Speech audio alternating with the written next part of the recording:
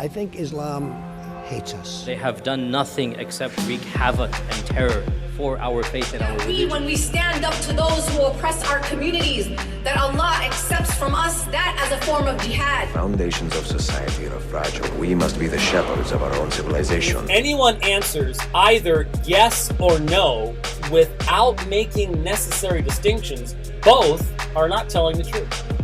They're lying. Father, we pray that your word will become a hammer that breaks rocks into pieces. That you will raise up in this nation pulpits and prophets that will call the nation back to repentance. Will you distance yourself from those who think differently, or will you join us at the table and talk about what is really important? This is the Almeida Initiative, conversation without compromise.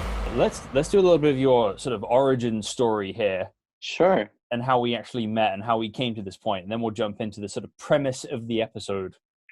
All right, so I'll start very early. So I was born in Afghanistan, Kabul, capital, and we moved to Canada, where I was raised, in Toronto, Canada, and then I moved here in Bellingham, just north of Seattle, and I'm working for a great company. I got married in July, and so my manager at work, he told me, hey, there's this great initiative called the Almeida Initiative. And, I think it'd be really great if you can go to attend one of these meetings.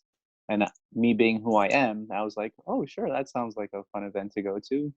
So I, agreed. And this was like way before the actual event. And my manager showed me the event page on Facebook. I added it, and little do I know that I'd run into someone like you, and we'd be sitting here and doing a podcast together. So yeah, it's been awesome. That's how it's a great. The physical events are a great funnel for podcast guests. Yeah, absolutely. I promise you, it's not the only reason we host them. Okay, fair enough. So you grew up in Afghanistan. Yeah. But your mother tongue is Farsi. Yeah, Farsi or Dari. So is Dari and Farsi the same language, or is it? They're very similar. I would say that it's like British English and then American English. There's slight differences in certain ways of pronouncing certain words, obviously, and a lot of the ways and you pronounce, I guess, certain words are different. Yeah. So how does that? What kind of point in history does that actually come from? Is it from the old Sassanid Empire days? Is it from the Mughal Empire? Because I know that Farsi was the official language of the Mughal Empire for a long time. Absolutely. I think it dates to Persian Empire too. I think that's where it comes from. And Dari kept the Persian language alive. So a lot of that language got kept alive by the people, the nomads, going way back now, the nomads that were in northern Afghanistan, who got mixed with the Ottoman Turks, the Persians, and Mughal Empire, Genghis Khan. So you have a mix of different civilizations and cultures just getting together, and this dialect of Farsi or Dari began, and that's what we speak. I can speak both Farsi and Dari, just the different pronunciations. Pronunciations are a little bit different. Farsi is used far more in Iran, and Dari is used mostly in Afghanistan, as well as Pashto being the second language. So that's actually a very smooth transition to our topic, because the Sassanid Empire is really the first major area that's taken over in its entirety by the Islamic Caliphate when it first comes onto the scene, right? So that would be under Abu Bakr and Omar that the Sassanid Empire gets annexed into the Islamic Caliphate. So this is so while they're making huge strides against the Byzantine Empire as well and taking territory, right? Sassanid Empire is completely in before shambles. Yeah. So you've got an Arabic culture now taking over a Persian culture. And the premise of what we're doing today is, how can we separate religious ideas from cultural practices? That's right. I was actually, sorry to cut you off, but I was just actually looking, just out of curiosity, what I went on Google and, it was like, oh, define, culture. And then I went to see what Google defined as religion. I was interested to see that there was very little mention of language. And it talked a lot about like customs and arts and social ways of doing things, things like that, but very little of language. And I think language very much is the foundation of culture. And I was just a little surprised that I didn't see that there. But go ahead. I'm glad you cut me off. I was hoping you'd speak. So I want to hear about your journey of thinking through this, because you've had to, right? Because absolutely. So did you go straight from Afghanistan to Canada? Correct. So you've gone Afghanistan, Canada, Washington, States. right? Yeah. In the United States. Yeah. So you yourself you have existed in at least 3 cultures, and I'd suspect quite a lot more. So absolutely, how has this balance between religion and culture played out for you? Well, so when I was only 1 when we left my country that I was born in, Afghanistan, but a lot of my culture shaping was, learning, had to do with language. So at home we'd speak our native tongue, Dari, and then we'd speak English as well. But growing up in Canada, there was obviously a different culture than the US, but not so much. So jumping from Toronto, Canada to Washington is a little different, but not so much as, for example, my background being, Afghan as well, and being born there and being raised in that culture. And it's I think a lot of people, in that journey of learning who you are as a person, you have to dig into your where you come from. That's important, to know yourself. Self-identity and self-identity issues are huge. So learning who you are, getting to see different practices, different ways of doing things, how you're raised, the types of food you eat, how you eat the food, all those actions, you begin to see in the differences. But most importantly, what I've learned through the years is to find the best things of give you an example is, well, my culture, for example, it's very important that everybody sits at the table, no cell phones, no nothing, and has dinner as a family, especially on the weekends. That it's like a must. But we call that a sofra or a distarhan. We sit together and we eat together as a family. So that's important. And in Western culture, that's not always the case. You have one parent, was working, the other parent working, kids, doing their own things. You got practice and stuff. So obviously, when you're younger, you don't really see that. But growing up, you see certain values and certain things like that, spending time with your family. And here I am in Washington, a little bit away from my family. So you start seeing and missing certain things that you grow up with, not understanding the value of it. So I would say growing up, I got to see and experience different cultures, and just different cultures and the customs that come up with those cultures and differences. But I was able to see the best in all of them and just take little snippets out of each one and, try to live the best you can. There is no such thing as an ideal or perfect culture where you can grow up and say, hey, you know what, my culture is the best because of X, Y, and Z. No, it doesn't exist. There's no perfect. But if you're smart, you're able to see and learn from different people and adopt certain things that will help you in the long run as a person, when it comes to having a good morality, being a good citizen, things like that. An analogy I often use for thinking about culture is Mm-hmm. that as a parent, I do not want my children to be exact copies of me. I want them to learn what good I have to offer them. And I want them to be able to look at my blind spots, the things that are not great about me, that I don't personally see myself, and then overcome those and be better. And the Bible has a command that you honor your mother and father. And you can that applies on a wider scale, right? Because you should honor your grandparents as well, and to a certain extent, that means you should honor your culture. But honor is not the same thing as copying every single thing that a culture has to offer or a person has to offer. Right. So I hope my children take what's good about me, leave what's bad about me, and build on that. And there's a way that culture can be a huge idol for people, that this is the way our culture does it, and we're never abandoning that. But it can also be a great blessing as well. Absolutely. I think you hit the nail right on the head when you said that. You mentioned the verse in the Bible, and then you said you don't want your children to be exactly a carbon copy of yourself.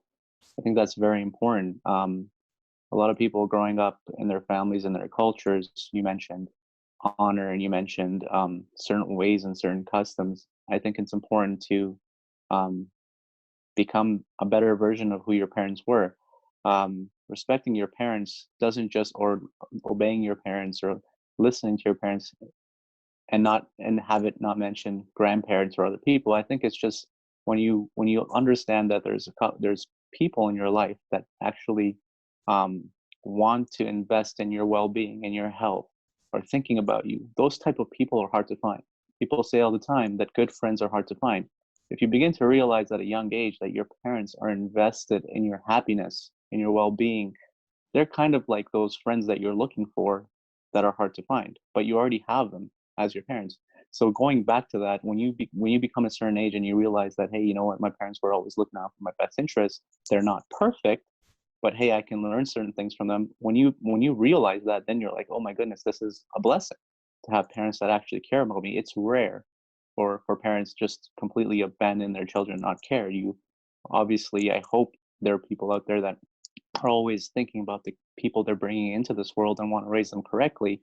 But going back to what you're saying, when you do listen to your parents and when you do build that relationship, and that's hard in today's time, you naturally begin to listen to, respect your grandparents and other people generally, because you've established those skills of listening, understanding, all those skills that you learn on a daily basis at school, outside. You naturally have an easy way of doing that with your parents, I think, without that risk of being shunned down and not loved and disrespected or hated or being mean to. Your parents at the end of the day will always love you. So that ability to establish a relationship with your parents without having consequences or severe consequences like you might with other people outside this world who aren't interested in your own interests, that's where the blessing is. To have people in your life that really care about you, and then understanding that, knowing its value, and then appreciating that, that's where I guess the blessing would come in. What do you think? So I agree with a lot of that, and I think what I really want to hear your thoughts on is not just your thoughts, but your experience with growing up in. I know growing up in any culture, but Middle Eastern cultures especially, it can be very difficult to figure out what is religion and what is culture, and what's your sort of journey of discovery and your current process with figuring that out like. Well, I'll start with just general Middle Eastern, from what I've seen and grew up and experienced. General Middle Eastern families tend to be this is the way it is, and this is what we believe, and this is what happens, and you're usually not in a good place if you don't obey or follow. However, I think I was very blessed with having parents that just gave me the foundations. There's one God. We believe in one God. We pray. We do this and that. However, they always give me the opportunity to choose. The right to choose is also part of religion. The right to question and understand and grow as an individual. I think I had the opportunity to, being in Toronto, Canada. One of the benefits is you're constantly surrounded by people from different backgrounds, from different religions, and you're able to understand and learn that, hey, at the end of the day, we're human beings and we're here to grow and learn. So for my own experience growing up in a Middle Eastern family, I don't fall under that category of the classic Middle Eastern family where you have those strong ideologies and beliefs. Although we like the foundations and the groundwork to what we believe is strong, but you wouldn't classify my family as practicing, I would say, like actively. We were more given the choice to. I think part of that has to do with my parents. My dad is a Sunni Muslim and my mom is a Shiite Muslim. So growing up, there was no pressure on me to, choose sides or be a certain way or believe a certain thing. It was actually very beautiful because it allowed me to grow. It allowed me to explore areas that a person who was restrained or confined to a certain sect or a certain way of, believing something wouldn't be able to. And I guess the way my parents raised me, they allowed me to have curiosity. Curiosity is very important because it allows you to be open-minded, have that open ability to just, explore, learn, question. And at the same time, I always had that, faith or that strong belief. And growing up, just knowing that there's an all-powerful being out there, that moral conscience of, my if I sin, they're going to get accounted for. If I do good, I'm going to be rewarded one day after in the afterlife. So when culture comes into play, I would say religion and culture can sometimes get confused and intertwined, and it's sometimes really hard to separate one another because as you're making decisions on a daily life, if you're a conscious thinking person, depending on like how conscious and you are about every decision you make, sometimes we make decisions instantly, right? Sometimes we think about it and say, okay, how would X or Y or Z feel if I do this? Then there are people who are more, I would say, very, very conscious, and every action that they might do might say, okay, how is this, what are the consequences if I do this with respect to my religion or with respect to my culture? Would it, what would happen if this happened or that happened? So for me, culture wasn't a big issue. Culture was something that came naturally. Growing up, I didn't really understand where I stood in my being, I guess, Afghan. I could speak the language very fluently, although I grew up in the West. That was because my parents made sure we spoke our language at home. And going back to language, I always say that the language you speak allows you to keep that culture alive. When it comes to culture, you see it all the time. If you don't speak a certain language and you're trying to learn someone else's culture, it's usually certain words you begin to pick up. It's all about words that play into customs and arts and music and things like that, food. But it's really the language. So I was very well spoken with my language, so I could express myself. So if ever there was an issue, I was confused about something, I didn't know something, I could always bring it up and relay it to my parents, and then they would either tell me this is what it is and explain to me certain things or not. When it came to religion, to be honest with you, that subject matter, when I ever approached my parents or let's say an uncle or a grandparent, they everybody has their own opinion, and religion is something that could be opinionated. We do have like you would say a common denominator, our book, the holy book, the Quran. I'm sure you already know.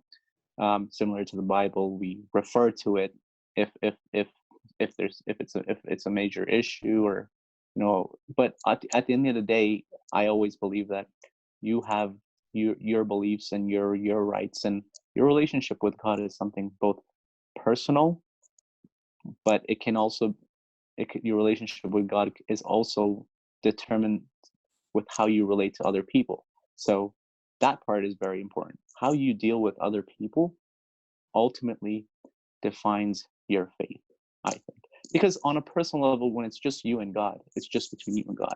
You don't really know what's going on. It's so personal, and most of the time I believe that you'll always have God's best interests. However, when you hurt the rights of another human being, or when it's other people, that's where a lot of the complex issues and problems and who's right and who's wrong come. So growing up, I always learned to respect the rights of other people, because that's the ultimate place where I believe you get judged. If you never harmed anybody, if you never really, withheld somebody from the truth, or just done anything bad to them, then you're really not accountable for much. So yeah, that was pretty much my upbringing. So this is an observation I've made, and Go ahead. tell me if you think it's consistent with some of what you've seen, not necessarily in your family, but Sure. on a wider scale.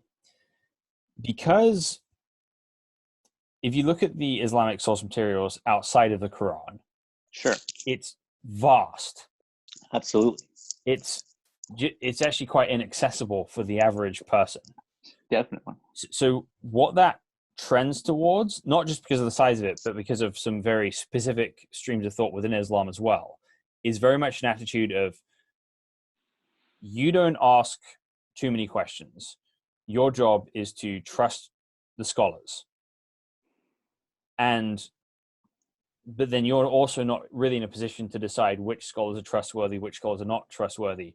So it tends just to be the scholars your family already trusts, and there's not a huge amount of muscle that you can stand on anything and push back against what the community and tradition holds to.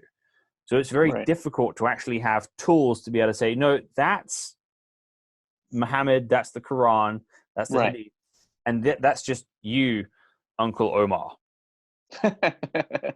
Right. I think you're absolutely right. There is a vast amount of information out there, and the way I navigated through that vast amount of knowledge, like you said, outside the Quran, is to do it with a clear direction and a clear motive and a clear intention, and you will get to your ends. I mean, I always believe that if you're seeking the truth will find you. It's impossible for it not to find you, because that's how the nature of the world is, in my opinion, that truth seekers will always be led to the truth. You can't hide the truth. The parable, I believe, in the Quran is like, a lie is like a grape, and the truth is like a hammer.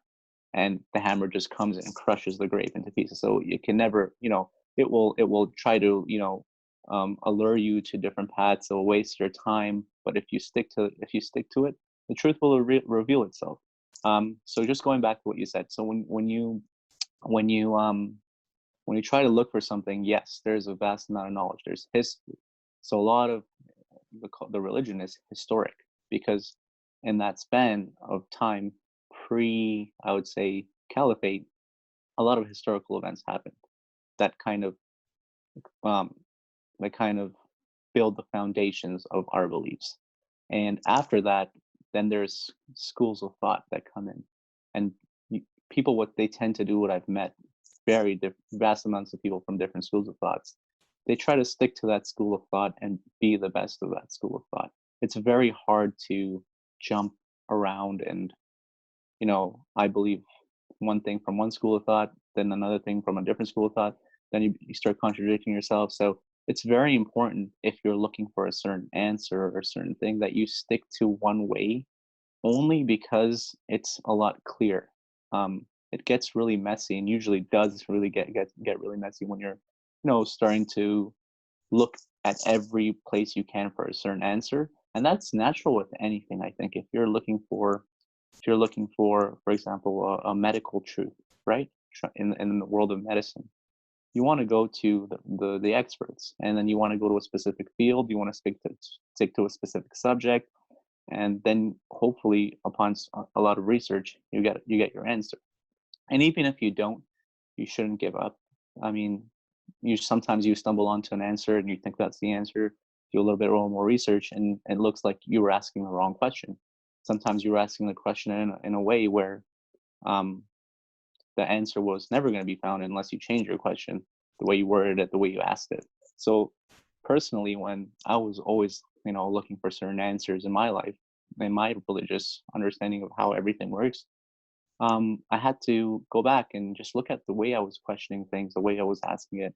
And I think on a personal level, you have to ask yourself, what is truth to you? What is the answer? Like, what will define truth? Like, what is the thing? Like, in medicine, the golden standard, they have a golden standard, right? It's if it can be proven scientifically, then it's not, nothing will go above that. Or in law, it's witness. If you have a witness that just saw it, that's a lot of evidence there, right? Or a fingerprint or a biology print or blood. It's hard to overcome that kind of evidence. So you're right. There's a vast amount of information out there, but it's up to you to kind of navigate it. And it's getting more and more complicated or complex with the World Wide Web and the internet and what's available. Because here you are, a blank, neutral person, and you're trying to learn and understand something, and you're thrown in this whirlwind, this complete hurricane of information, and you don't know where to start. However, it's important to, like with any subject, to start with one thing, and then build from there and go to the next thing, or stick to one school of thought or one subject. I always give medicine an example. If you can't learn the entire world of medicine just starting off, you have to first learn, the respiratory system. Then you have to learn, and once you learn all these, systems, then you get a better understanding of the bigger picture. So yeah, to answer your question, there is a lot of information out there, and for someone that wants to navigate this web of, for who God is and all these questions, then they got to take it one step at a time, because ultimately it's a journey. I think, and that's the most important part. How you get there is very important, not it to get there. Go ahead.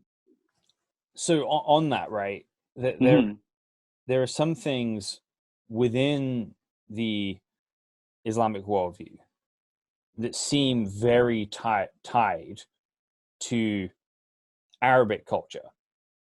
Like, for example, the classical, and I don't really know anything about what you believe, because we haven't talked for very long. That's cool. And I don't want to assume anything. Sure. But the classical Islamic approach is that the Quran is only actually the word of Allah when it's in Arabic. Yeah. And so then you have the facing of Mecca and the mandatory Hajj. So there's a lot of ways that Islam is kind of inevitably centered around the Arabic language. Yep. So how do you navigate, because there's some parts of Arabic culture that are inevitable at that point. Yeah. And then some parts that might not be inevitable, but just kind of happen through proximity. So how do you navigate all that? How do you think about all that? I think that's a wonderful question, and there's a lot to it. So first of all, let's talk about the Arabic language itself. The Arabic language, the way the language works, the way it identifies certain things is a lot different from, for example, Farsi or Dari. Like it's kind of like French, where you have the masculine and the feminine. So it's very specific. It's a very specific language. Like when you point to something, you're pointing to a specific thing and not a direction. That's very important, because when you go from an Arabic to another language, now when you're pointing to some place, you're pointing to not a specific thing, you're pointing to several things. So the clarity is lost. So I think the Arabic language, I don't speak Arabic fluently or anything. In fact, I don't even read the Quran in Arabic. However, understanding something goes so far, it goes beyond just words. It's experience as well. So going back to the Arabic thing that you just said, is Arabic as a language itself, it's very clear. So when you I'll give you the best example that I can think of right now. When you watch a movie, let's say you watch a movie and its origin in French, and then you read the subtitles. A lot of people that know French will tell you, hey, those subtitles are not really catching what the actor or the actress is emphasizing in the scene. And that's because it's really hard to choose certain words because of how language works. The way sometimes language works is you're saying one thing, and then when you say another thing, it's lost. Some of the meaning is lost. And that's a very common thing if you don't speak Arabic. Like when I read my Quran in English, and it's not like English like the way me and you speak, it's literally like Shakespearean English. So the English is very complicated as well. So I have to look up some words when I'm reading that. But thank goodness there are things in there which relate, the historical background. So you read a little bit about the history of that time, so you get a better understanding. Then you look at certain words and possible meanings of certain words. So there's never one clear-cut explanation to everything, and there's also not a completely clustered way of. Some things are very clear, and some things you can sit there and reflect for years and years and years, and you will never know what the real message there is sent. And I think that's important, because you wouldn't want to read a book like I read the Harry Potter series. Like, when I open the book, I know what's going to happen next. Then on the flip of the page, what's going to happen next. And when I know it's a bad comparison, it's a silly comparison, but when I read the Quran, I've read it so many times, but every time I read it, I've always learned something new. And what I'm trying to say is that, Arabic is one of those languages where you get to, especially me, who I don't read Arabic, it's very, very, very clear and concise, but at the same time, it can be allegorical.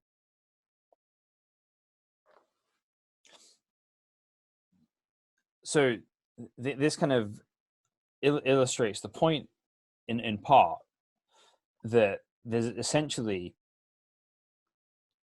it's not quite a superior culture, but it's almost like there's this culture of clarity, right? Correct. Yeah, I see where you're getting at. Yeah. These people who speak this, yeah, have answers that I could never have unless that I speak their language. Yeah. Is that fair? I wouldn't be the right person to say whether it's fair or not, but there is a reason why one of the pillars of the religion is to actually go to Mecca, for example, and do the pilgrimage. Part of that has to do with, surrounding yourself with this Arabic speaking people. And Arabic is not hard to learn at all. My language, Farsi, it's pretty much Arabic, the language, the letters of the alphabet. Oh yeah. Not hard for you to learn. I've been trying to learn these letters for years. I know. I can't even read the alphabet, to be honest with you.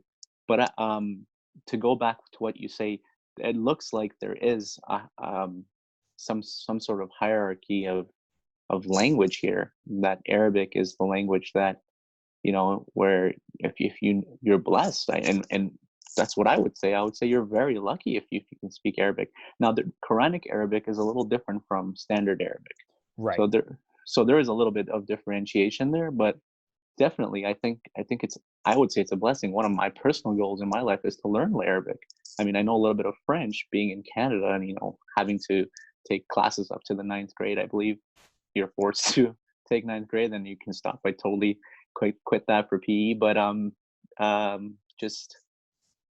now I wish I did, and I wish I knew French, and I'd continue French, because I understand the value of language itself. But definitely a hierarchy, and a blessing, I would say. Anything else than to speak Arabic. You could say the same thing with English in today's world. I mean, Arabic, at its time, was the universal language, because it expanded in its time, and everybody spoke a lot of. That's why you have so many Arabic-speaking countries in the Middle East, because it expanded with the religion.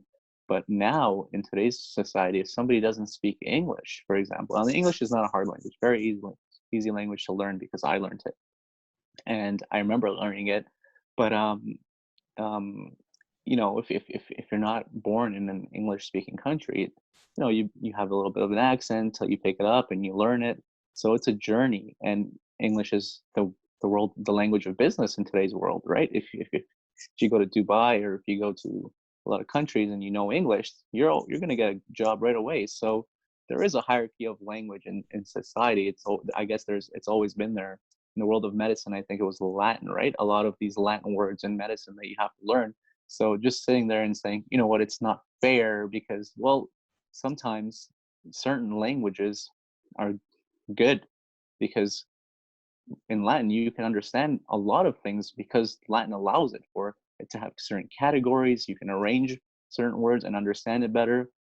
English is good because I think it's an easy language to pick up and understand and learn, maybe because it's so dominant now. And I think Arabic is, in my opinion, a great language to learn Islam because it's very clear and precise. So yeah, there's definitely a hierarchy of language. And is it fair? Is it not fair? I think when you start learning language and you start learning any language, you start listening to different kinds of music, you start to like it and you can learn it. It's not hard. It's not that hard, I would say. But yeah, if we weren't talking about Arabic and the Quran was revealed in, let's say, I don't know, Japanese, we would say there's a hierarchy of Japanese, and here we would have that. So a language had to have been chosen, I'm saying, and it turned to be Arabic because, in my opinion, it's a very precise and clear and pinpoint language. There you go. I've actually, speaking of Latin, I have a friend from church, Jen, who speaks very good Latin. Oh, and wow. I don't know got anybody that speaks Latin. yeah, but I got her to teach me a phrase that I could use with telemarketers. Yeah. So if I don't want to deal with somebody, I just say mea culpa, non britannico dico, which is I'm sorry, I don't speak English in Latin. Oh, I know some. I took a critical thinking course, so I know like cum hoc ergo propter hoc, and post hoc ergo propter hoc, which are fallacies in I think it's Latin, right? Yeah. And deducing arguments and having premises and stuff like that. I remember just taking a course on that, and when you just spoke, it just came to my mind. But yeah, there's a few logic terms and a few Roman history terms that I know. Yeah. So can you give me an example of something that you see on a wide scale that people use religion to justify, but is actually culture? Oh my goodness. There's a lot of things where you can just sit and think about. Just one example right off the top of my head is just, I guess, gender equality. So a lot of cultures would, because certain genders are treated a certain way, and it's been like that for generations in a person's culture, it's a lot easier to just choose religion and say, hey, because of what in my opinion of this verse XYZ, I think it's in our religion to treat a certain gender a certain way. And so right off the top of my head, that's one thing that comes to mind with culture. And I guess another thing would be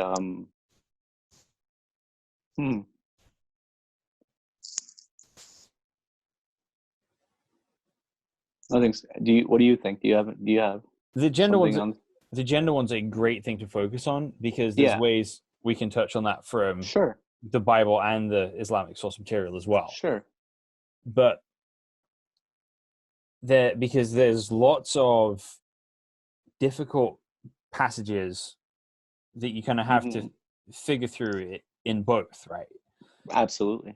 So, for example, in the fourth surah, the 34th ayah, right? Is that surah on this, or is that Surah Maryam? I think it's Surah Nisa before. Yeah, I believe. So in that's the verse where it says that if your wives are disobedient, you can first talk to them, then put them in separate beds, and then you can hit them. Now, there may be some dispute as to what the actual word for hitting is, and we certainly don't need to get into the weeds in that there today.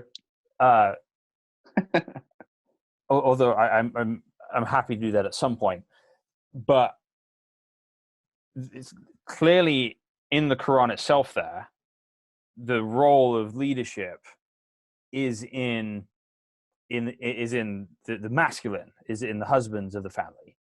Yeah. Right. And the same goes with how many women a man was allowed to marry. Right. It's right. clearly a patriarchy type system. And that's not necessarily a bad word for me, but just describing what's going on there. Sure. So in your mind, is that something that's an absolute? Is that something that's culture? How do you think about something like that? You'd have to approach, so that's something that I personally research a lot on myself. You have to look at it from many, many angles. First, that specific verse that you were speaking of, there's a lot of historical reference into that. So I hope I'm not mistaken here, but I'm going to just paraphrase and just talk as normal as I can, as if we're having a regular conversation and this not being recorded. But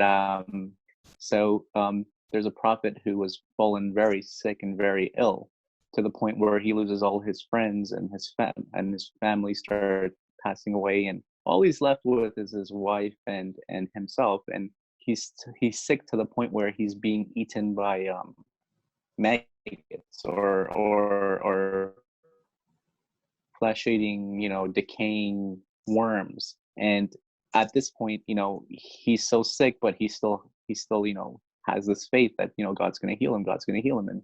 And so he tells us, and his wife comes up to him and says, "Hey, you know what? Our farm has been completely ruined. We lost our children. We lost our friends. We have nobody." And then she goes, "Who is this? Who is this God that you have?" Like she says something that he will hit his wife. And then I guess some kind of revelation comes where he's told that because he swore in God's name to do something, that he has to follow through with it. And so he's instructed to take a piece of grass, or a blade of grass, and then to strike her with it, which is showing, I guess how gentle that you can even look at that term, only because he swore to God. But what I'm trying to say is that is something very, very, very, very, like you were saying, it comes down to what your opinion is. And going back to the masculine patriarchy thing that you mentioned, I want to give you a good analogy how I think about that. I look at that the power struggle between men and women with biology, and I'll explain to you what I mean. When women, they have a certain period of time where they have a window of raising children, and it's their choice, and whether they want to do it or not, completely up to them. But I've read something on certain people who have been business owners and CEOs, and they weren't, and they were women, and they said that they wished they'd spend more time with the family, or even raise a family, and chose to raise a family instead of leading a business and leading a certain like 1,000 people, and they're a woman, right? So it's very difficult for a woman to just disregard her biological nature. It's very difficult, from what I've heard, and to choose a leadership position. I'm not saying it's impossible. There's a lot of powerful women who have been great leaders throughout history, and wonderful people, and people who deserve the highest places in heaven, I could say. But my point being is that direction, that journey, that life, if all women were to choose that, then you'd have a society where the nurturing, how I was raised, how a lot of people, boys and girls, were raised by their mothers, that part would be foregone, and that's what you'd have to give up to be in those leadership positions, especially at a time in history where we're sitting here in modern times. Women are working, women are voting, everything's equal, and it's great, it's beautiful. But that wasn't the case in history. There was a lot of history. Women were seen as a member of the family to either a husband, a father, a brother, an uncle. There's always a masculine relationship involved in that, and so and it had to do with protection. There was not real laws where you can go and call the police and say, "Hey, so and so abused me, harassed me." All these laws that we have here that protect women, that didn't exist then. So you had to have leadership roles, and a lot of women had leadership roles, but most of them had to do with men, because during those times you didn't have things in place that would allow women to have those lives because of their biological nature. It was only seen that majority of times women would choose to live that lifestyle unless they were married to a powerful king. They're in a position of power and money and wealth, where they could, other than that, they were happy. Here's the thing: the ultimate thing that defines were the women happier? I would argue the women were happier then than they are now, because I think that's looking at a lot of young women nowadays, they're seeing a lot of, they're struggling because there's an identity crisis, there's a lot of pressure from families, pressure from culture, just a lot of abuse and pressure in social media. And that's a whole nother subject on the amount of pressure women face every day to look a certain way, and how the status quo is to be a certain way. But going back to the historical, or what you mentioned with, the power struggle between men and women, for me, I look at it as what would make a woman happier. And so that choice is obviously up to them. But generally, I would assume that from what I've read too, that leadership role just makes a little bit more sense to me, being men and women, just because of the natural aspects. And I could be wrong. I'm completely open to that, to being wrong, and I want to hear more opinions on that. Well, the good news is this is recorded, so what's vastly unpopular now will be vastly popular in 30 years, vastly unpopular 30 years from then, and vastly popular 30 years from then. So your kids or your grandkids will think this is cool. So hey, one is gonna like me, one generation is not gonna like me. Yeah. So it'll pan out fine. But even in that, right, there's a certain math equation going on there you're referring to the story of the prophet Job. Correct. Ayub, Job, yeah. And so there's still the question of where does that information come from? Because this idea that I've sworn to hit my wife, that's not in the version in the Torah. That's something that's seemingly coming from either Jewish tradition or kind of Hadith tradition. And how do you then figure out where those traditions are coming from? And how do you know whether the traditions you're using to decide between issues are strong traditions or good traditions, or just something you're just saying, okay, this fits best with this kind of internal moral compass I have? Definitely the latter, I would say. Everything comes down to your moral compass and what you think is right and wrong. Ultimately, I think the worst thing you can do is just be a blind follower, I guess, and just, read something and just go and do it, versus, coming up with the ultimate answer for yourself. And what I did was I did a lot of research, and I tried to put things on a scale and balance it. And ultimately, that story of Job, the prophet Job, really stuck to me, because it emphasized how little that could mean. The hitting, the word hitting and stuff like that, almost as if it's there because, I don't know, to show that you shouldn't at all. That's not how you deal with people. So for me, that's in any situation. Let's not even talk about your wife. Let's talk about another person that you meet. Say you're hanging out at a bar.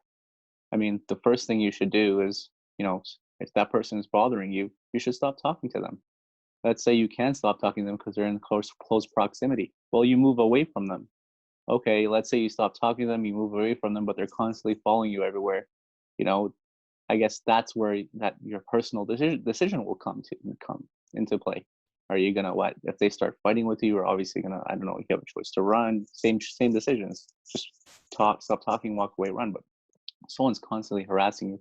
I know this is a totally different situation, but I'm just trying to see the steps. I'm just analyzing the steps of what is said. So, in that way of finding a solution is effective, because here you are, you have a friend in school, you're growing up, and you don't know you did something wrong. They stop talking to you. Well, something's wrong. They're not talking to me.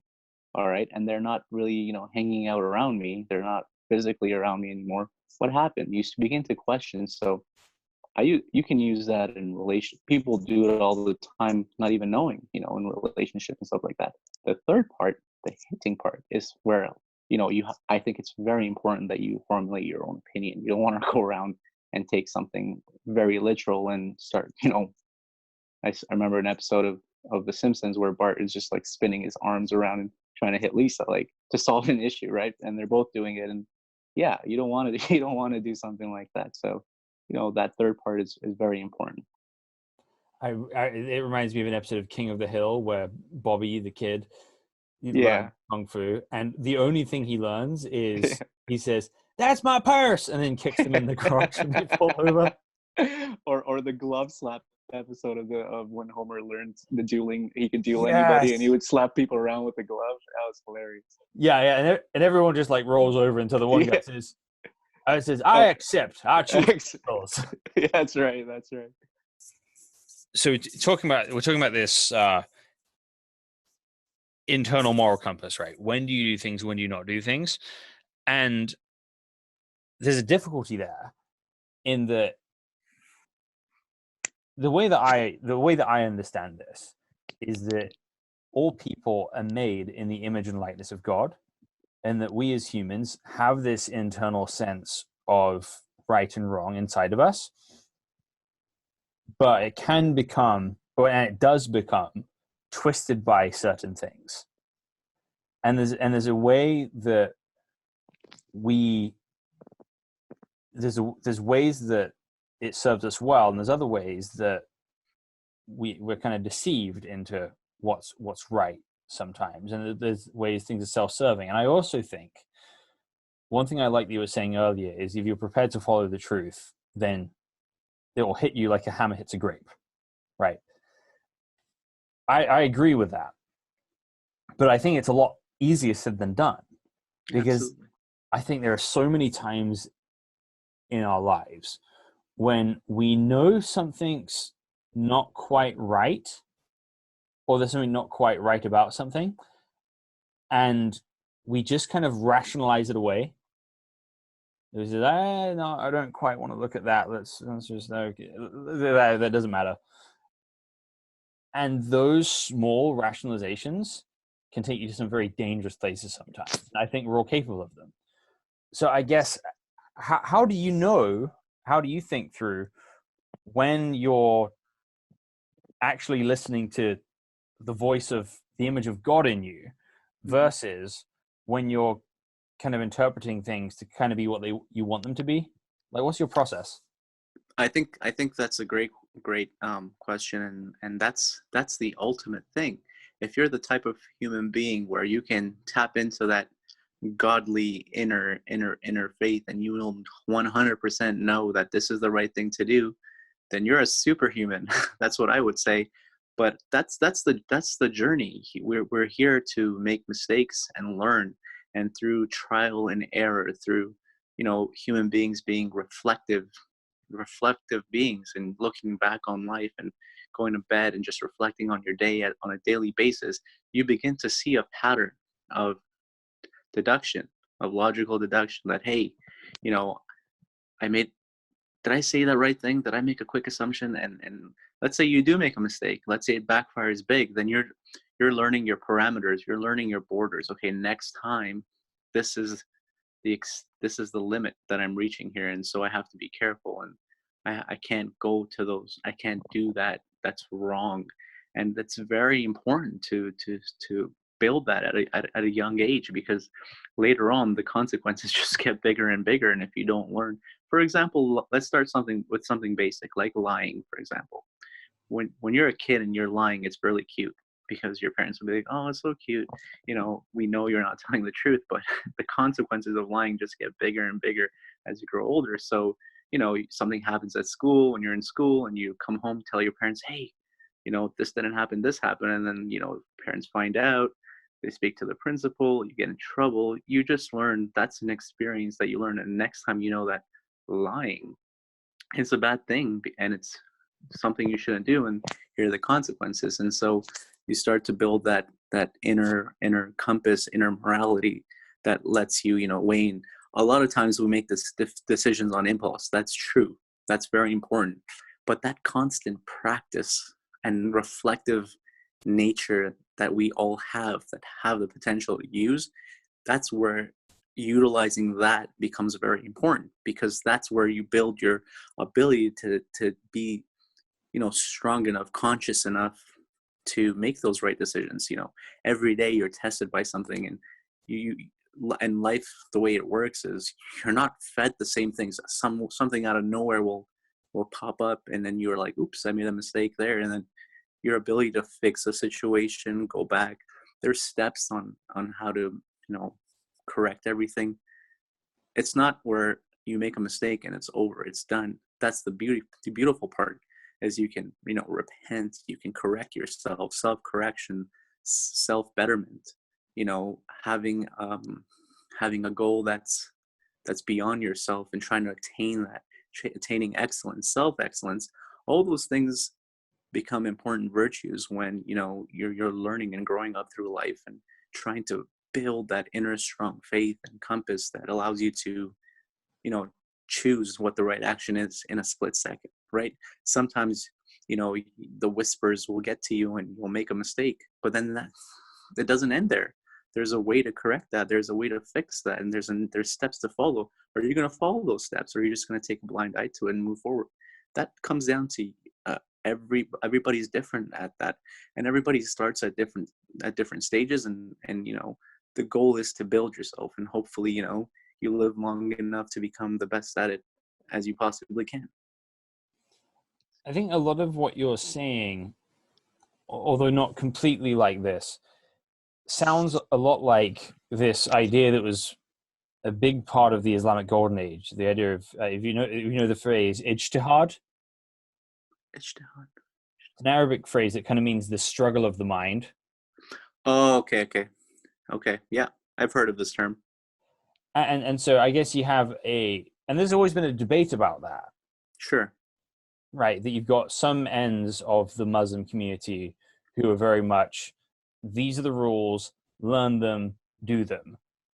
Mm-hmm. And then you're very much, you seem to be saying there is a core essence of this, but the most important part of the journey is the struggling and kind of figuring this out for yourself, rather than being spoon-fed everything you have to do. Absolutely. I think life would be extremely boring if here's a set of instructions, follow these instructions and you're good. I mean, even assembling something from IKEA, you make mistakes in, and it's not perfect. I think you can't grow as a human being, as a reflective being, if you're given instructions and this is the only way. That's to me, that's just absurd. It's completely ridiculous. I think there's so many variables in this world that will come into play by just taking your first steps when you're born, making decisions on anything. There's so many variables. There's no way you can calculate every single one. However, what you can do is look back on them, and the next decisions that are to come, you can correct. And for me to sit here and say that there is a set of instructions, if one person follows them exactly how it is, they'll become great. That's not true at all. I think that it's because lives are so different and complicated, and everybody goes through different things at different times. For there to be one standard wouldn't make sense, because there's so many different. But if you were to have a standard that's not standard, what I'm trying to say is to have a certain way, a certain core building blocks with the ability to have the freedom to stand on those building blocks, but get to like a basic building block that will allow you to grow and build on those building blocks with your own choices. I think that's the best way to do anything, because it allows yourself to grow. I mean, I can, I don't have any children, but if I do have children, if I just told them everything, this is how you do this, this is how you do this is how you should do this, then all they're doing is regurgitating what I'm telling them, and not learning on their own, and making mistakes and finding maybe better solutions than I have. That's what I'm hoping for. I mean, if I teach somebody something and they come out with a better, easier, faster, less tasking way of doing something, then I'd be grateful to them. They're teaching me something that I didn't know, and I'm the one that was initially teaching them. So that's the kind of way you want, and it ought to be, I guess. Don't know if it is or it isn't, but it ought to be. I like a lot of what you're saying. I think that, and it comes down to the very heart of this conversation, right? That you kind of have some firm things somewhere, right? Yeah. There's this kind of limited scaffolding that needs to exist. You have to. Yeah. But the question becomes, how far does that go? Does that apply to how you walk into the bathroom? Does that apply, how much does that apply to the way you dress? Does that apply to the language you speak? Does that apply to how you fight battles? There's all sorts of questions like how you do gender roles. There's all sorts of questions that come from kind of figuring out what those things are. Yeah. So I'm just going to expand on what you're saying. We all have different jobs, right? And most jobs generally have guidelines. Like, for example, I work in the world of sales, and we're taught a certain way to present something, a presentation to a possible candidate we're trying to sell to. Now, they give us a script that we should follow, but they don't demand us to go word for word off that script. The beautiful part about being in the world of sales is that you're selling not only the script or the product, but a part of yourself. And so when you blend in a part of yourself into that script, essentially what's going to happen is that potential client will look at you and say, okay, this is what the person is offering, but also at the same time, I get to see a part of them as a person. And so same thing, it's up to you of how much of the script you want to follow. You want to follow the complete script, go ahead, but you're going to sound very robotic, right? Very, very mechanical. But if you take, the important things of the script, the key things of that script, and add some of yourself into it, and you do it in a very happy, nice, kind, generous, honest, open way, then you are essentially being, in my opinion, that perfect salesperson, or that ideal salesperson, if there was to be one. Right. I actually worked in outbound sales for 2 years. Nice. So I know exactly what you're talking about. Yeah. And the pain of like voicemail. Oh my goodness. My friend Joey taught me the phrase voice jail, which I always voice jail. Voice jail. Yeah, describes it perfectly. But you're absolutely right that if you can't just read what they give you, otherwise you just wouldn't. But at the same time, you can't just be completely yourself. Correct. Because then you just talk about nothing for 10 minutes with them, and you'd be kind of wasting everyone's time. You have to get to the core clarity of what you're actually trying to pitch while being yourself. And that's the challenge of good sales. Well, and that's a good way. If you really think about it, the context of what we're talking about, a little bit of yourself, a little bit that's whatever is outside of you, that's the ultimate solution in life with anything. You don't want to be too much of one thing. You want to always find that balance. You don't want to, be too happy, where even happiness, believe it or not, is not good for you. Like constantly, every single day, 24/7, la la la la la la. No, to feel that elation, to feel that happiness, there has to be some struggle to really understand that joy. Or else, how do you even know you're happy? Or dealing with, I don't know, any situation, you can't have too much of one and not the other. You have to find the balance to everything. You can't be left and you can't be right. You can't be too pushy, you can't be too nice. You have to find a certain balance with everything. And you start finding, I think, as you get older and as you start meeting different people, learning different things, you begin to find that based on how much you understand yourself, you begin to find the balances that fit yourself in anything. Like, for example, I would never have this kind of conversation with somebody who I know would be angry about people, because I have some people in my family that they just don't want to hear too much. So when I'm around them, I know my balance, how much I should say, because I don't want to anger the other person. So, you begin to find the balances of everything, and you should, I think, find the balance. Because if you're too much, if you're too extreme on one side or the other side, it's going to lead to chaos or something negative. Whereas when you start finding the balances to life, how you approach people, how you do things, how you walk, talk, sit, run, walk, bike, I don't know, go to work, your relationship with your spouse, your friends, everything has a balance, and you have to make time for everything. And balance that as well. So when you start doing that, then you become you're at peace almost. You're at a certain peace where you're juggling. The hard part is when you're thrown you're thrown a wrench in that cycle randomly, because that's what life is. Life throws wrenches when you're driving perfectly. You built your car, everything's smooth, and your car starts bumping or making noises, or you're hiccuping, and you're like, what's that sound? And you go find that, oh, something's broken. So you're constantly fixing that, and bumps will come along the way in life. But I think, if, like, going back to what you're saying, is if you stick to the script or stick to one way of doing things, you're not growing, you're not learning, you're being very robotic. And if you're just forget everything's my opinion and that's all that matters, then you're playing a losing game. You're going to lose every single time, no matter who you talk to, no matter what you do. If it's always about you, you're going to lose, because the world can't tolerate that. And so finding that balance becomes so crucial. And you learn at a very young age. When you're a little kid, I see my wife's sister's kids, they will cry and nag for something, but they'll know when to stop, where the fine line is. They know they're not going to get the toy if they completely, throw a tantrum somewhere. But at the same time, they won't completely just be, angels all the time, sitting there knowing that they're going to get a toy. They know, they've figured that out, that, hey, at this time I got to be like this, and at that time I got to be like that. And they're like little kids figuring things out by just trial and error, just learning and growing and being attentive and aware. So yeah, you're absolutely right. I totally agree with you.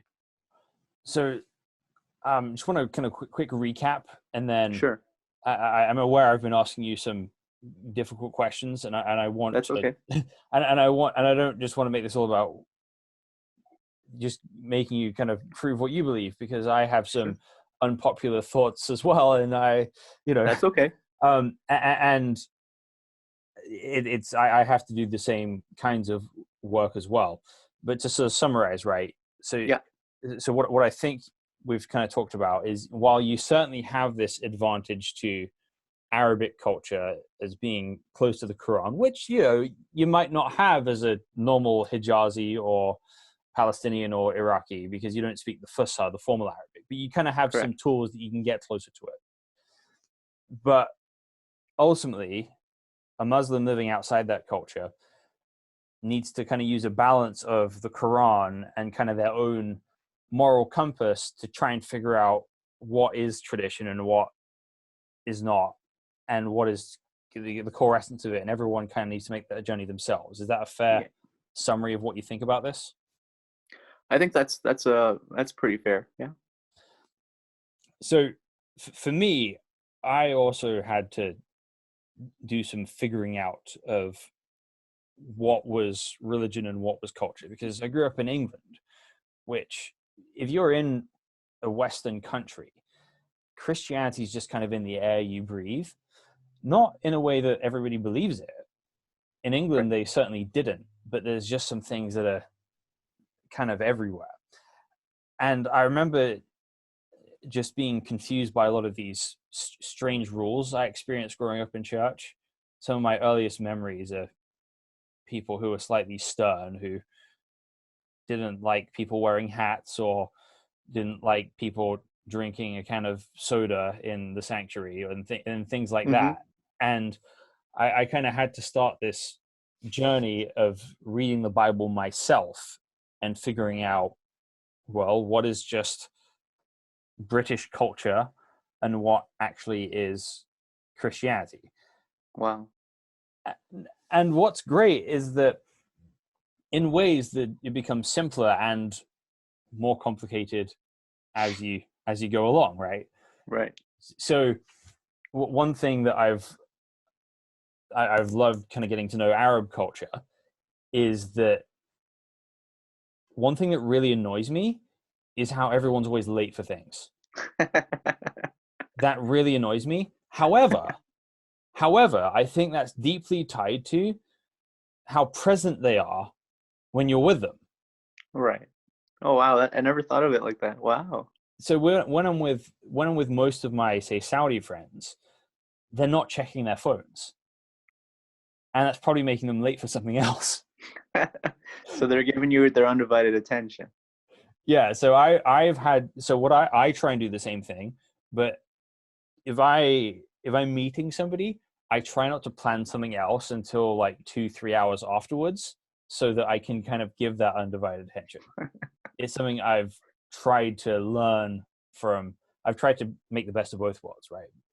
Wow. Meticulous British timekeeping, but with this Arab hospitality and attention and focus and treating someone seriously.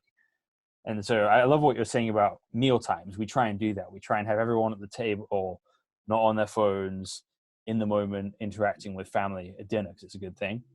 Yeah. But one thing, the way the Bible kind of works through this issue is actually very interesting, because if you look at the Old Testament of the Bible, it is all written to one specific culture, which is the Hebrew culture, the Israelite culture, and it's all in one language. Mm-hmm. Yet when Jesus comes, we believe he's fully God, but he's incarnate as a poor man, that he's in the culture of not the elites of society, but the lowest levels of society. And he's interacting with people in their own terms and in their own language. Yeah. And so we believe he's fully God, yet fully man, and but in a way that he doesn't sin, right? So right. We don't believe that by being a man, Jesus became sinful and full of error or anything like that. But we believe that he slept, he ate, he did normal human things while he's a man. So fully God, fully man. And we believe the Bible is like that as well. That in Islam, right? Yeah. You wouldn't say that the Quran are Muhammad's words. He is just the conduit that the Quran comes to humanity through. Correct. Now, there are some parts of the Hadith Qudsi, which are the words of Allah in the words of Muhammad. There's not a huge amount of those.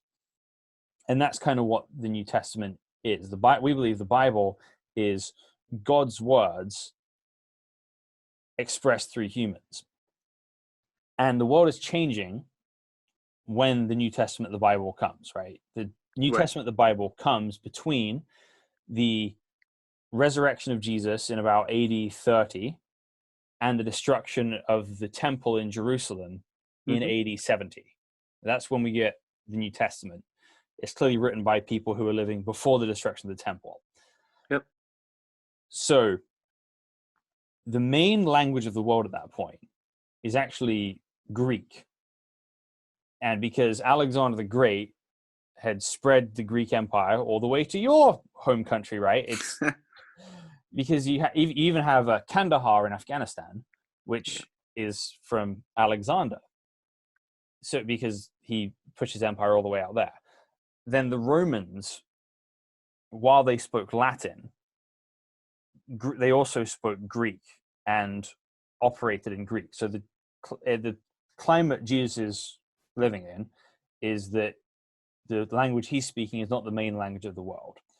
But he would also have spoken Greek because that's the language of the soldiers. That's the language of the marketplace. That's what everyone does. So the apostles, the people who wrote the New Testament, spoke Greek as well. But just like Arabic, there were two types of Greek. There was the classical Greek, and then there's the common Greek as well. Mm-hmm. And what's really interesting about the New Testament is that it's actually written in marketplace Greek, not in the classical Greek.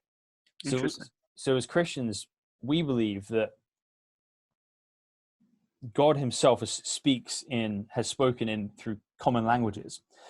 So it's almost the opposite, because in Islam, if you take the Quran out of its formal Arabic setting, you're in some ways losing its essence.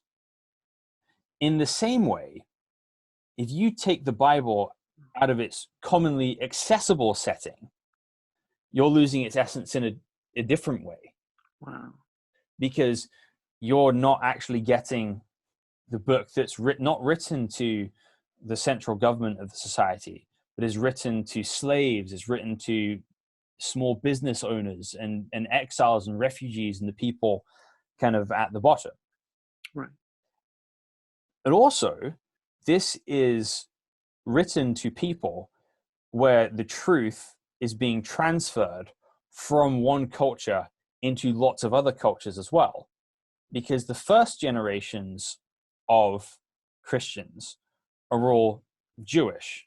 They're all native Israelites, grown up knowing the Bible, having these certain customs. And then the next wave of Christians, the bigger wave of Christians, are the Gentiles, the Goyim in Hebrew, the people who are not Jewish. So what you have thoroughly talked about in the New Testament is which of these rules that people had were specific rules for the Jewish people, or which of these rules are kind of universal things. And you have a lot of discussion about that. So anyone who reads the Bible can have a framework for what to do about these sort of smaller rules that people would want to impose on you. And it actually gets very aggressive. So there's one part where there's a sign given to the Jewish people in the Tanakh, in the Old Testament, in the Torah, where is circumcision, that everyone is to be circumcised. If they want to be part of the nation of Israel. And the book of Galatians, and this is a regular thing in the New Testament era, there are all these Gentiles, these non-Jews, who have just come into the family, who they've been told, if you repent of your sins, if you trust in the death and resurrection of Jesus, you will be saved. You can stand before God guilt-free. And then some Jewish background Christians are coming along and they're saying, actually, you do have to believe in Jesus. That is really, really important. But you also have to circumcise yourself in order to be part of this greater community. And the Apostle Paul says, those, and this is in the scriptures, it says, those who would make you circumcise yourselves, those who trouble you, I wish that they would emasculate themselves. Wow. Because the New Testament is adamant that the way a person is made right with God is by having a living trust in him through what Jesus has done on the cross, where he's paid for all sin, for all times past, all times future. And what God wants from us is faith, it's to trust him. And that good works aren't what make us right with him, but they're a natural outflow of being made right with him. And those things look different in every culture, except there are some baselines, right? And those baselines are about loving God and loving your neighbor. So murder, for example, is something that is hating your neighbor in every context. Theft, idolatry, adultery. These things are always evil, no matter what setting or culture they're done in or for what reason they're done in. Yeah.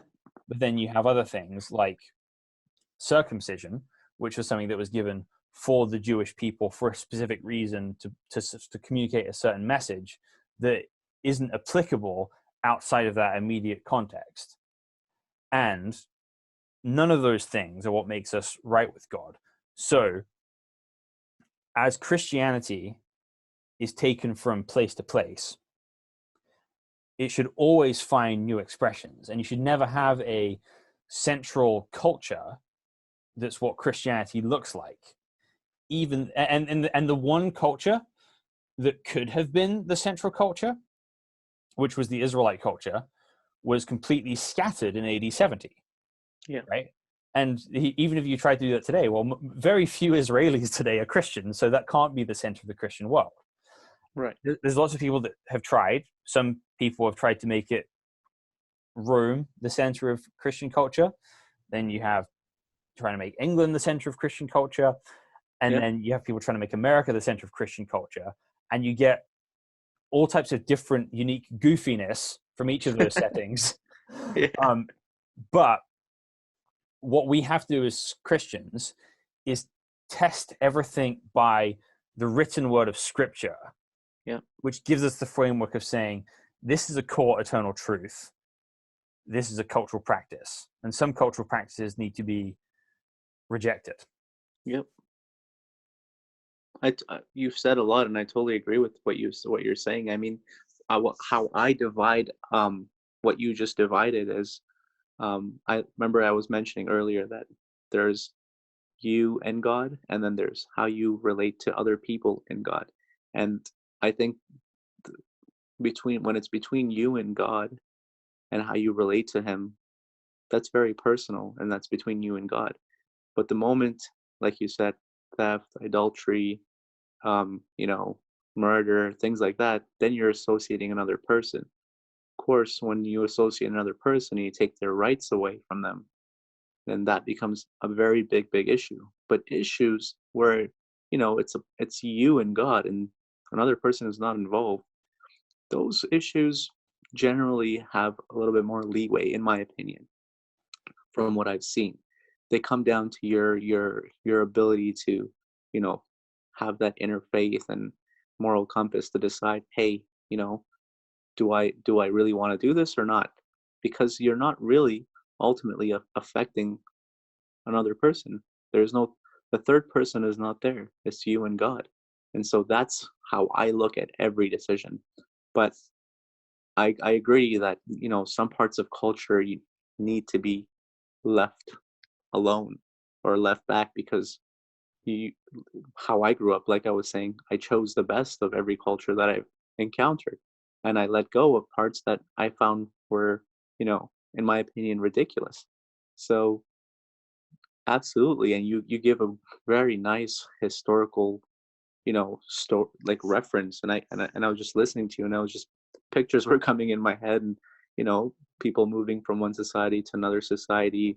When you mentioned the lower class, and they were addressed in their ways, and they had their own way of being addressed, their language, the way their culture worked, because of how it was brought to them.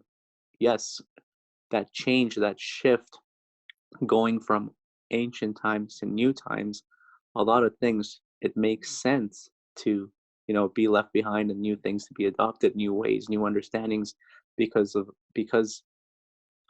in my opinion, that rule that I have for myself, where if it's not affecting the third person, and correct me if I'm wrong, but things like circumcision, I think, is a personal choice, right? It's not affecting the third person. But and I can tell you right off the bat, and most people that are born as Muslims, they're circumcised when they're born. That's something that's right off the bat, that happens. But from your historical, the history that you just gave, yeah, I totally agree. Certain things culturally need to be left behind, and certain cultures need to be picked up due to the historical shift. Correct. The thing I kind of disagree on is that there's more leeway in the interaction with God pieces. Yeah. I think that, I actually think that I'd say there's less leeway in that than there is. Yeah. It's at least from a certain perspective, because there's a reason that I, as a Christian, may have a certain amount less kind of regulation to how I approach God. Mm-hmm. But another story here. If you look at the Old Testament, there's several instances where God has a very strict, ordered, prescribed way of worship, and if you have to do it a very specific way. And there's the first, as soon as God sets up priests, the sons of Aaron, the prophet Aaron, right, they offer something in the wrong way, and they're immediately killed. Whoa. By God, right? Not by people acting on God's behalf, by God. There's another instance where there's something called the Ark of the Covenant, which was something that was built by Moses. If you've seen Indiana Jones, you know what it is. Not from Indiana Jones, but yeah. Yeah, but they had to be carried on 4 poles by priests, and that was the way it had to be carried. And King David is bringing it back. It's been taken by the Philistines, gets sent back to Israel. David gets it back, and he puts it on a cart and has it pulled by, I think, a horse or a donkey into Jerusalem. Yeah. And suddenly the donkey like stumbles and the cart stumbles, and a man named Uzzah reaches out his hand to steady the Ark of the Covenant, and he dies. He's just dead. And then later on, you have a guy called King Uzziah, similar name, that he goes to do the priest job in the temple, and the priests confront him and say, "No, Uzziah, it's not for you to do what's only for the priests." And then he gets angry at them, and as soon as he gets angry, he breaks out in leprosy. And then he runs out the temple and is never able to enter the temple again, because there's all these rules about if you can enter the temple, right? If you have leprosy, you can't enter the temple. If you're menstruating, you can't enter the temple. If you've touched a dead body, you can't enter the temple. If you're a Gentile, you can't enter the temple. And if you're what? Sorry, the last one? Gentile? If you're a Gentile, a non-Jew. Oh, okay. Right. So there's these very strict parameters for how we interact with God because of how holy he is. And even in the temple, right, there's something called the most holy place that one man is allowed to enter once a year to make an animal sacrifice. And there's a huge curtain separating that most holy place from the rest of the temple. So there's all these very strict regulations around that until Jesus comes.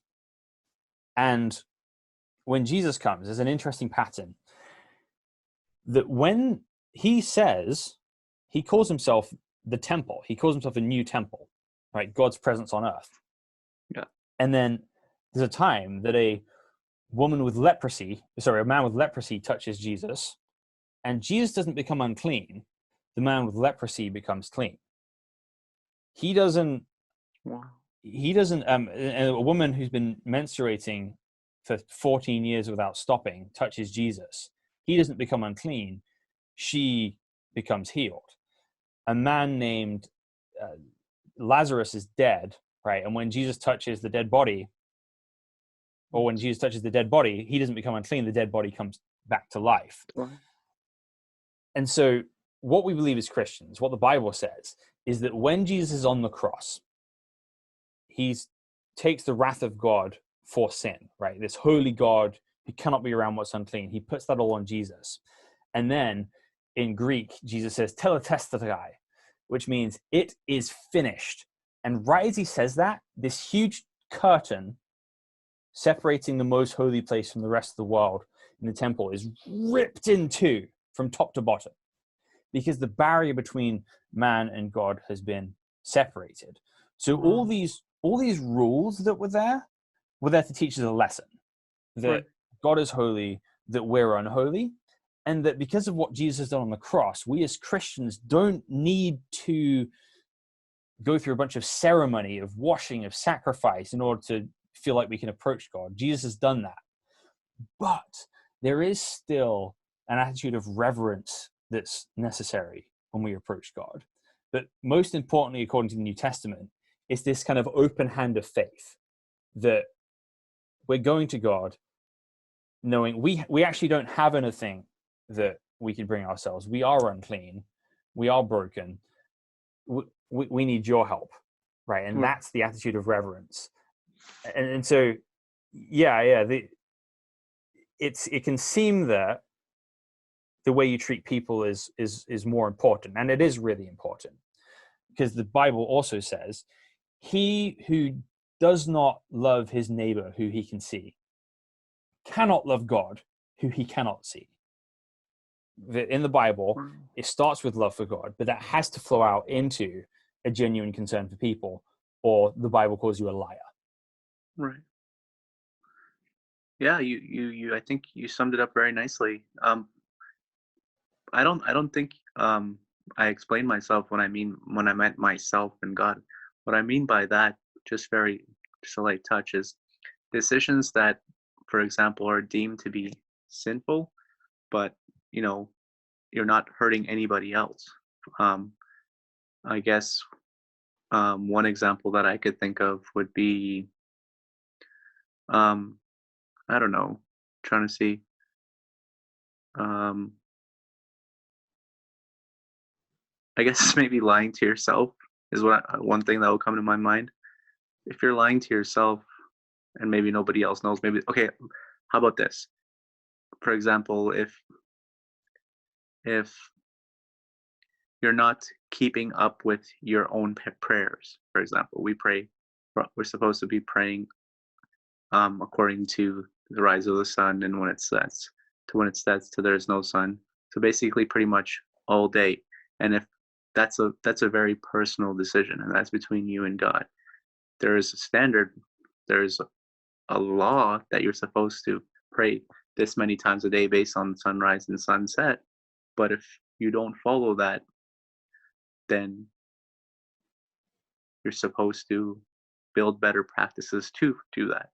However, that does not mean, so that becomes that becomes that thing where I was saying that it's a choice. It comes down to you. You know that what the rule is, but if I'm not praying that many times in that day, I'm not really hurting my neighbor. I'm not really hurting, like my parents might be mad at me and upset, but that's because they want what's best for me, and they're probably right, and I should. But your inability to do that does not make you does not does not sin so you do not sin so much as you're hurting somebody else, really.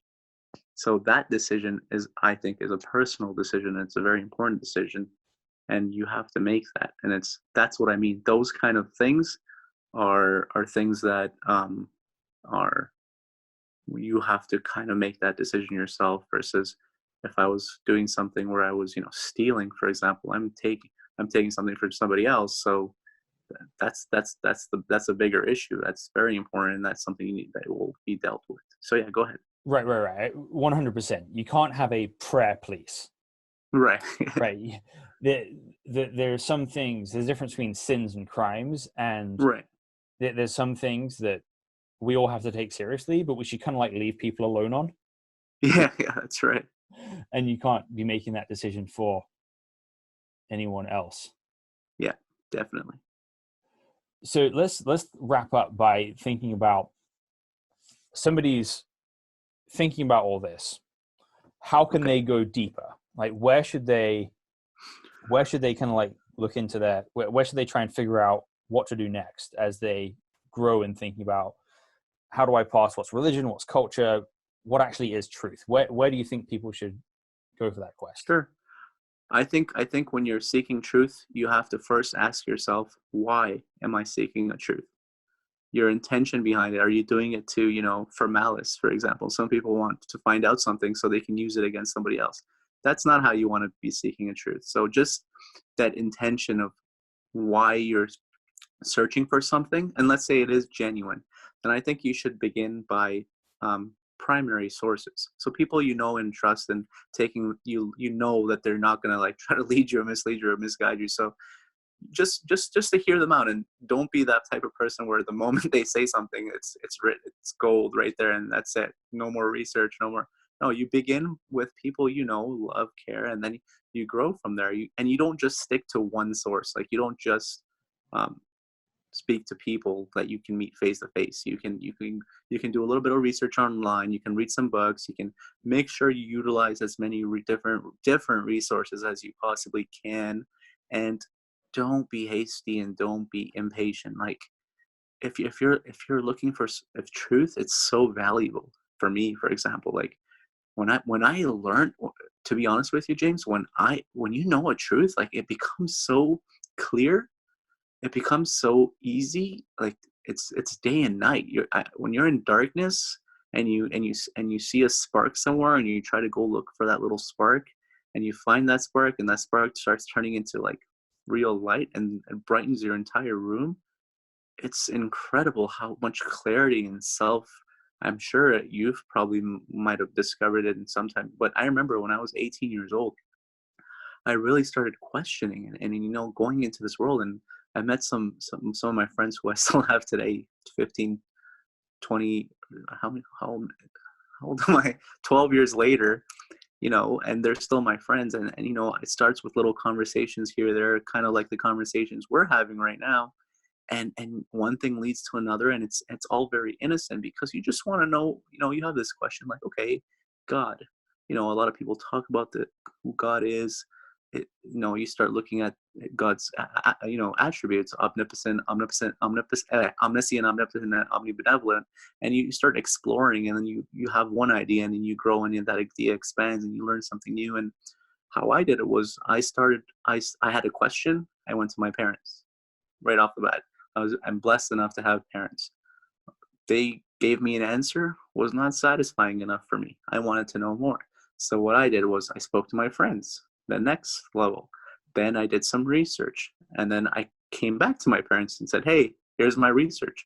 And based off of what happened there, you know, sometimes you bring a piece of information to somebody and they might not understand it. You might understand it in a different way. So, you know, don't give up. If you're shunned down, if you're turned down, never give up. There are some great people out there that will definitely shed some light on it, because they've been through what you've been through. And there might be a lot of things out there that will waste your time completely. But that's the whole thing about it, is when you do, it's like when you want something in life and you work really hard to get it, and then you get it, and then you appreciate it so much. I think that's what that not kind of knowledge, we say ilm, but that knowledge of God and that knowledge of spirituality and that knowledge of faith is so beautiful, because it brings so much clarity. Like I don't worry anymore, like, about what I used to think about and question more, because I know it now. It's so clear. It makes my decision making so much easier. It makes my understanding of people and why they do things, why I should do things. It brings purpose. That's a key word. It brings purpose. And now that I know why I'm doing whatever I'm doing every single day, waking up, going to bed, and I have goals, and I have short-term goals and long-term goals, it makes life very beautiful. It gives me the ability to be more patient. That's very important. It gives you, you know, that ability to just relax, not worry, be patient, tolerate. I think we live in a very little, nobody's tolerant anymore, and everybody's so hypersensitive, because, you know, we're so conscious about what the other person says and does. And I know I'm leading to so many different things and topics right now, but I just wanted to say that, you know, if a person is really trying to figure something out, they should go to, you know, the people they know and trust, and see what they say.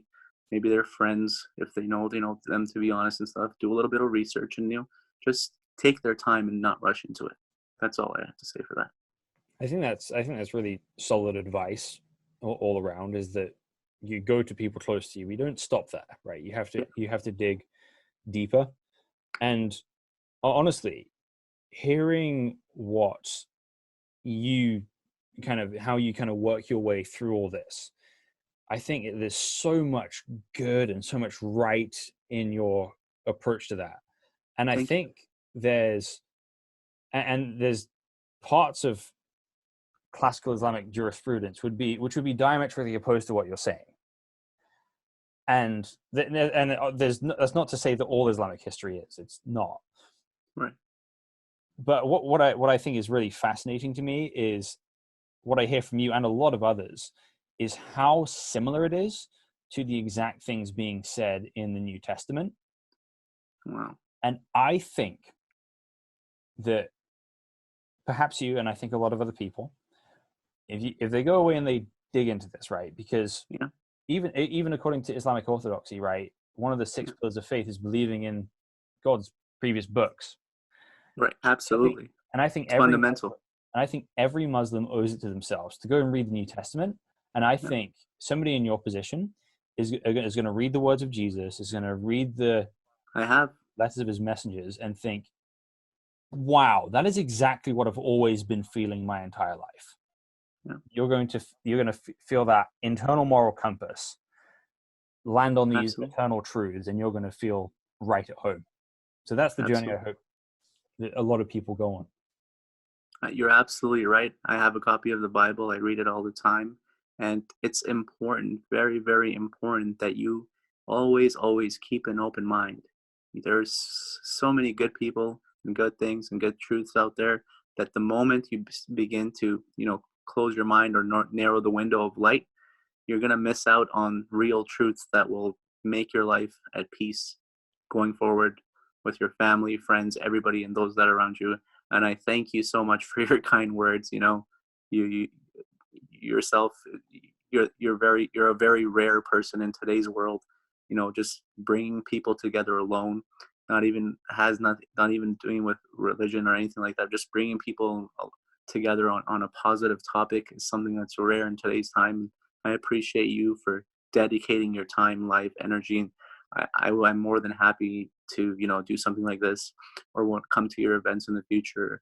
I look forward to them. And I think that you're doing something very positive, and I'm always going to be, a supporter of that. Well, thank you. I appreciate you coming to the event. Appreciate you being on the show. And thank you guys for listening. We will be back next week with another episode of the Almeida Initiative podcast.